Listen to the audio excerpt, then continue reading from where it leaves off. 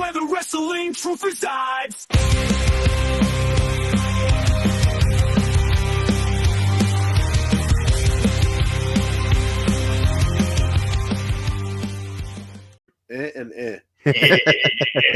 So we talked about this last show. Did you watch the press conference? That's what's going to be on here. Oh, is it? Okay. Yeah, that's what's on here. They milked it. Was yeah. So Can I talked about this just last say show about this though? If Gunther does end up across the ring from him, I cannot wait to watch Logan Paul get the living fucking hell shit kicked out of him. So we talked about this last show. He on his podcast said that he retired. He's a family man, whatever.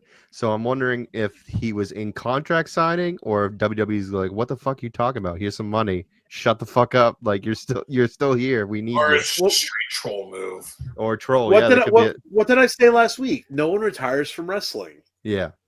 Ask Johnny Primer. So he cut a promo on the WWE Netflix, and I love Primer. I'm just messing. Yeah, I know. Cut a promo on WWE Netflix saying that he's like the first WWE Monday Night Raw pick, and this is what he had to say. What a beautiful moment, y'all. We're all so blessed to be here in I these put it on beautiful stage WWE so that it would be headquarters. easier for you. Oh my gosh, so many beautiful people. The podcast. Well, most of you anyway. What was that? Please contain your excitement, guys. I'm just excited to be a part of WWE's move to Netflix. What an honor, because I don't know if you follow me. You know I've been chilling, guys. I've been kicking my feet up. I've been hanging at home, and check this out. You like this? I've been watching a lot of Monday Night Raw. No, you haven't. I've been watching a lot of Friday Night SmackDown, all the PLEs, the premium live events. Paul, you guys have outdone yourself. The product right now is amazing. Absolutely incredible. And guys, getting to watch my peers wrestle week in and week out is what truly made me realize how much better I am than everyone.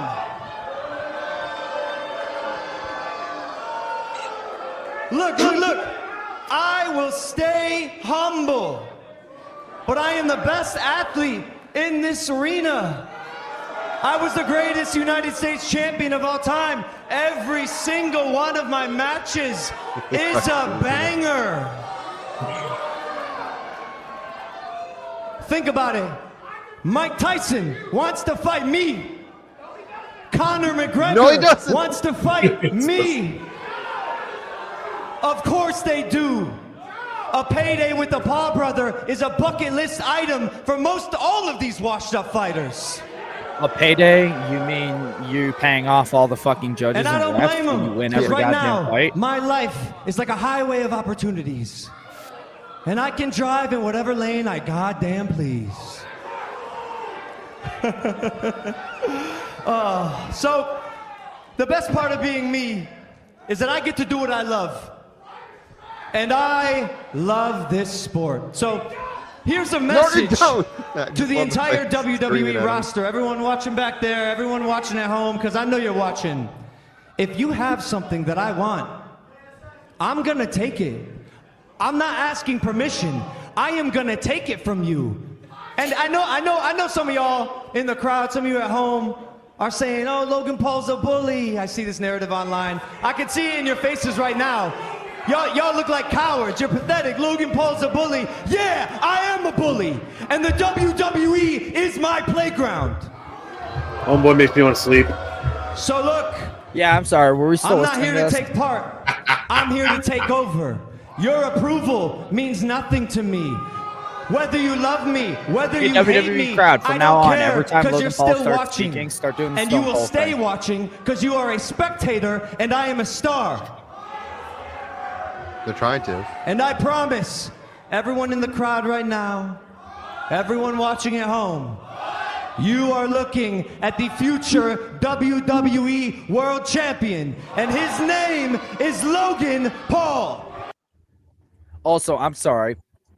I don't know how long it's been since McGregor stepped into a ring, but if Conor McGregor stepped into an octagon across from you, Logan, he would beat your fucking ass. I'm pretty sure he's canceled, so probably we'll never see that. So maybe not, because he's come out and said that those allegations weren't true. But then again, it was proven in court that it was. So So I don't know, but yeah, Logan Paul's back. Yeah. And if you guys didn't see the whole Kevin Owens type shit that was going on, it was Kevin Owens versus Cody Rhodes at Saturday Night Main Event. And at the end of the match, which you can see, I guess Cody needs some time off because they gave him a package pile driver. It was so pretty. It was a pretty one. Also, didn't know this. I was actually looking up this up. If you look at Cody's hands, he was actually doing the Pentagon fucking symbol on his hands. Yeah. no, he was T-Rexing it. He was doing the like he got a concussion. Well, yeah, but there's photos of him doing the Pentagon fucking is what the Pentagon does for the hand. It's hand motion. I don't know why this made me think about this, but did anybody see in the Bloodline cage match when Sammy and whichever one it was doing the handshake? I think it was Jay. Yeah, Jay was doing it on the ground. Yeah, Jay was lying on the ground in the corner and the there's a handshake, and Jay's just sitting there going. So, what they talked about with the whole thing that was going on was Triple H and Kevin Owens actually getting into it at the end of that. That looked kind of real. Dude, it did too. Like, you don't even catch it right here at the beginning. It's so quick.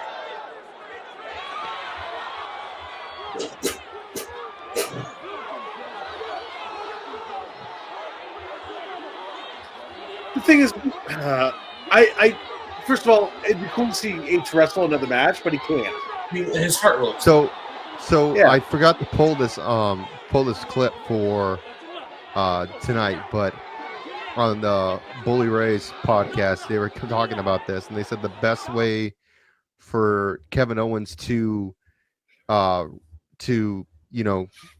take this a step further is get in the ring with Triple H, not in a match, but like one-on-one conversation, maybe even like Triple H even apologizing because he fucking like throat punched him basically, and How?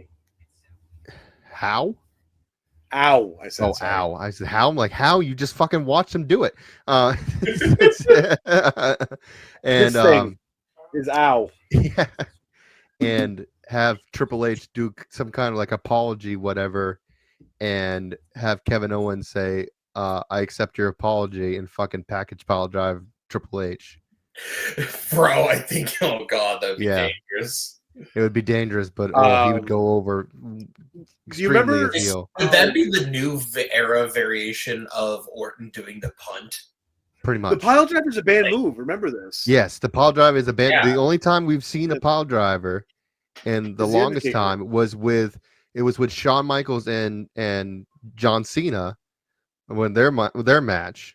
When Shawn did it to, I think he did it to John on the steps, and then Punk did it to and then Punk did it in a random WWE Monday Night Raw. It was a Raw, yeah. Which was hilarious because right after Cena did a fucking Hurricanrana.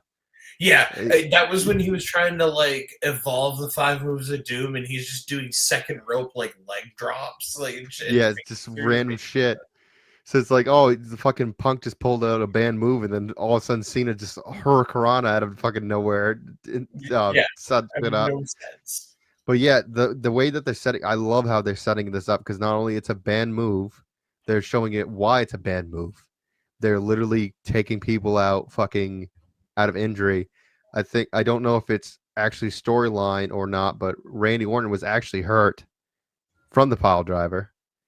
Is what they claimed. Jesus Christ! Well, he had double fusion neck surgery, so probably fucking tweaked him. Yeah, I think they said they actually tweaked him. And if you do watch that pile driver, when he lands, when he bounces, his head bounces off of Kevin Owens' leg after the bounce. So he bounces, takes it, and then the second bounce, you can see his neck fucking twist. So he might actually be out with injury from that. But just to add that on to it, like if they keep this up, I think that's like really good because I think they're building 2 extreme heels that the company desperately needs. They have Kevin Owens on SmackDown and Drew McIntyre on Raw. Yeah. And I think if they keep on building this up, they're going to have two extreme heels that they can keep everything fresh continuing on.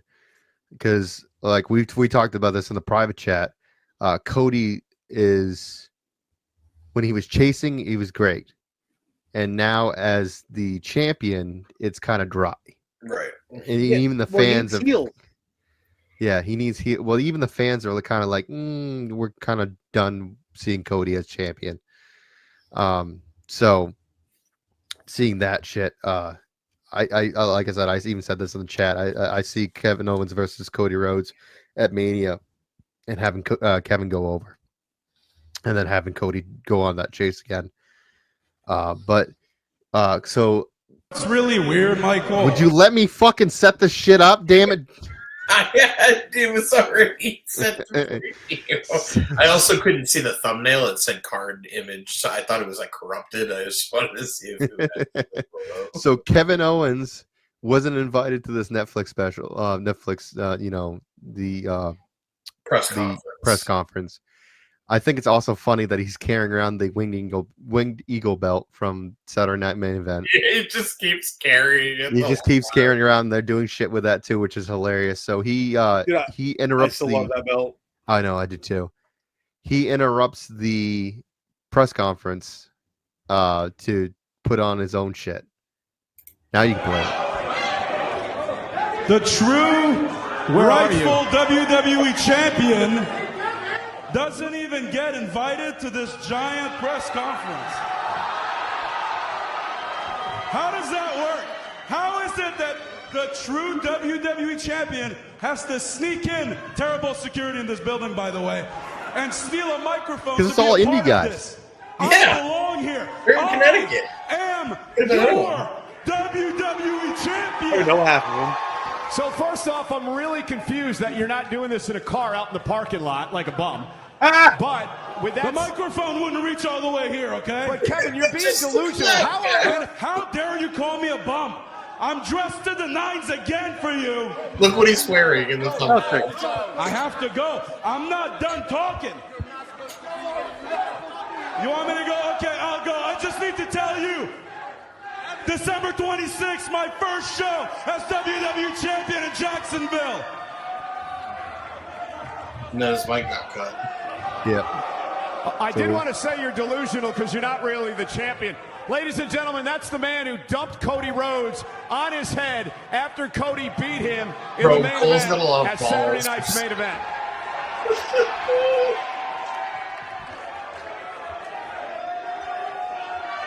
Yeah, but he's got a lot of balls, dude, Yeah, he does. for talking shit from the podium. Say it to my face, Michael Cole. Yeah, you pile driver him, Michael Cole. So actually, speaking of this whole pile driving thing, I was listening to the Stevie Richards podcast today, right? And one of the things he said, he's like, "What if you want Owens to get over as a mad heel? One of the most evil things he could do is pile drive a ref. Now, not any particular ref, Charles Roberts. Jessica. Oh, No, Jessica Demain, the female ref, the blonde one. Now, she was a worker, so she could take a pile driver. But could you imagine KO just picking her up for a package pile driver, just nailing her? The crowd would be like, "Holy shit!" that would he's be an the asshole. equivalent of Orton punting Stephanie. Exactly. Like, Ooh. Pile package driver on fucking Cody Rhodes' wife. On Brandy. Brandy. She's a worker. She works. Yeah. She'd take it. Oh, that would be. Oh. So WWE Netflix, the press conference. We've been pulling clips. We got more of the press conference. Triple H is basically talking to me, or are you talking to Cat? This one. Triple H is just explaining of what we can see to come on Netflix. Are you doing this or am I doing this? I'll fucking do it. You fucking.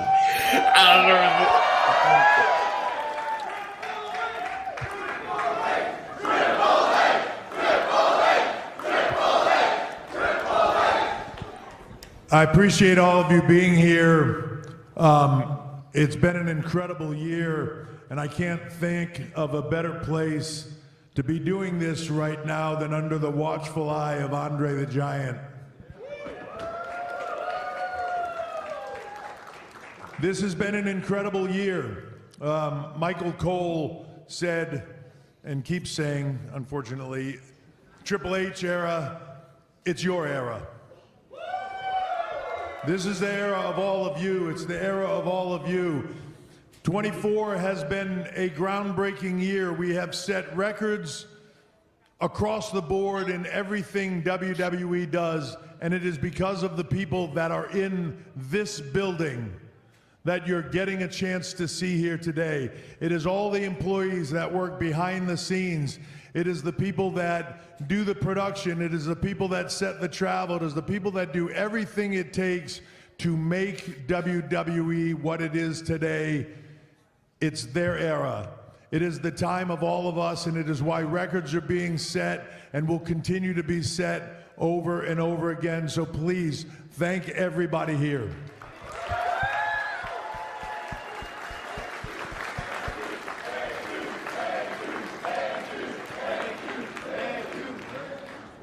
Jesus. I've been fortunate enough to be a part of some pretty spectacular things in this business, some pretty spectacular I was thirsty. eras. I ran People out of bring drink. up the Attitude Era a lot around what we do. Sorry if I ruined part of your life. You clearly look like you might have got kicked out of school once or twice because of me.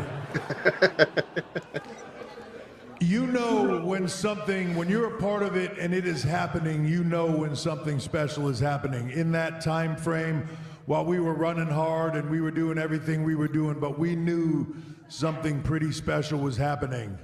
Right now, something pretty special is happening. The difference this time is, I think, that it is sustainable. It is a global product with a global fan base, with people from all around the world that come together to love what WWE brings them week in and week out. It binds you together. It makes you part of a community. It makes you part of our universe, and I thank you all for that. This time I can look at the roster that we have and say I have never seen a roster of more talented men and women from top to bottom than we have right now. I have never seen this company have more global appeal than what we have right now. And with NXT and the Performance Center and everything that Shawn Michaels and Matt Bloom and that team down there are creating week in and week out, this is as sustainable as it has ever been. The future is incredibly bright. And now, with the biggest streaming service in the world as our partner, we become bigger than we have ever been before. On January 6th, it is not just the launch of Raw on Netflix. It is a new launch of WWE worldwide. And I promise you, we will bring you the biggest stars, we will bring you the biggest storylines, we will bring you things like you have never seen before, and Netflix on January 6th is just the start. That officially is the road to WrestleMania in Las Vegas. And I can promise you from here to then, this will be like nothing you have ever seen before. So I just want to know one thing. Are you ready? I want to know, is the whole world ready? Then Michael Cole, let's take this thing to a new generation. So yeah, I can just see it now. We're gonna probably see more like, not like the Attitude Era, but more of a, not like boobies and shit like that all over the place, but more of a kind of like a more violent. I think Raw should be a mix of attitude and aggression put together in a all ages aspect or atmosphere. See, I always said too, like, I think Raw should always be like more adult leaning, whatever, and SmackDown for children type, like shit like that, just to give it like it used to be, like, in a way. Yeah, that's what it used to be, kind of sorta. And then they also had like for like younger kids, they did have Saturday night. I don't think it was called Saturday night. It was it might have been like Wednesday. Yeah. Yeah, it might have been Saturday Night Heat or whatever. Yeah, that was just more for the younger generation. If you also notice the first hour of Raw, they would always separate the first hour and the second hour. Yeah. By a intro. Because that intro, that second intro was like, hey, put your kids to bed, now we're gonna fuck shit up. Yeah, exactly. I know we were doing the fucking crotch chop thing, but it just got me. It just reminded me of fucking the gauntlet match from Let's Wrestle, where I got fucking concussed, but I just had to do this fucking. Oh no! Oh my God! He just squashed him like a bug. Just fucking so subtle. Suck it. I forgot I was commentating that match. We got more of the Netflix going on. We got CM Punk and Seth Rollins. I think I want to spend less time on the details and more on, again, history. This is just what happens when you get two guys in the business that, two guys, one business, in a way, have no peers. Two guys, one business. You saw it throughout history when there's two guys that are possibly so similar. This is just what happens. You know, the locker room's only so big. It can only fit so many egos. And there's a lot of talented people in the locker room. And a lot of the times, sometimes it comes down to there's only room for one of us.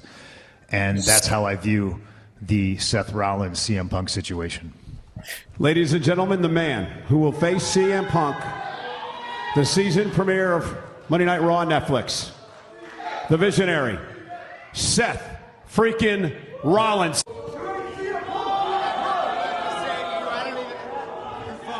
What you don't see is they're getting face to face. I had to cut. Like, of course, can't play that because of fucking, copyright. The house that I built when you abandoned ship. Visualize I got nothing left to say. Who's the bootlicker now, bitch? Whoa! Come on. Why are you so far back there?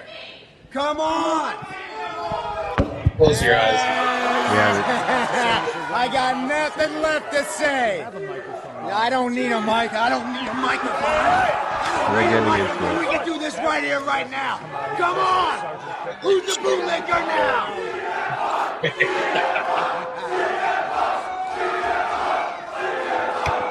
That's basically it. They got a match that was called for the first show for Netflix on January. A lot of these are going to be, we'll talk about it afterwards, but a lot of this is setting up for that January show. And I know they didn't call it for here, but they had it. Cactus Jack, the rapper, is defending the hardcore title against somebody. Travis Scott? Travis Scott. Yep. He's the hardcore champion. So he's going to be defending it that night. I wish death upon you. I really hope that Mick Foley comes out and beats the shit out of him. That's what I really hope. I hope they tumble bump his ass off one of those like first floor balconies, like yes, off one of the fucking concrete. Yeah. We're not that lucky.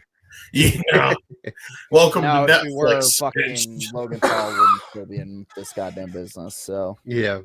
All right, this is Liv Morgan and Rhea. And we're looking at two of the centerpieces of what will be the Raw Netflix era. And as such, January 6th in Los Angeles, one of the biggest events in WWE history, has just gotten bigger. Because it is official. Liv Morgan, you will defend that Women's World Championship on that night, live on Netflix, against Rhea Ripley. Yeah. Merry Christmas to all, and to all a good night. It's official, January 6th in Los Angeles, Morgan Ripley for the world title.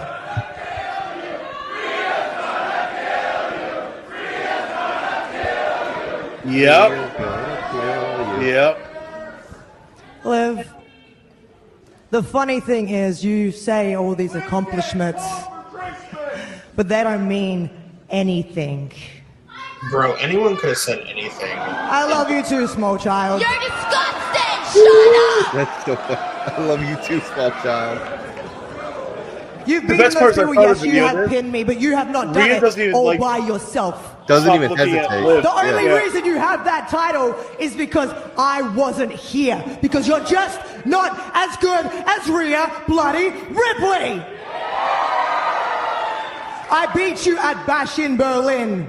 I beat you at War Games. And you best believe, sweetheart, I'm gonna beat you January 6th on Netflix. Yeah. Damn straight. All right, let's finish this up really quick. We got Paul Heyman talking to the fake tribal chief and his bloodline. And gentlemen, setting up for the fourth match for the Netflix show, or fifth, technically.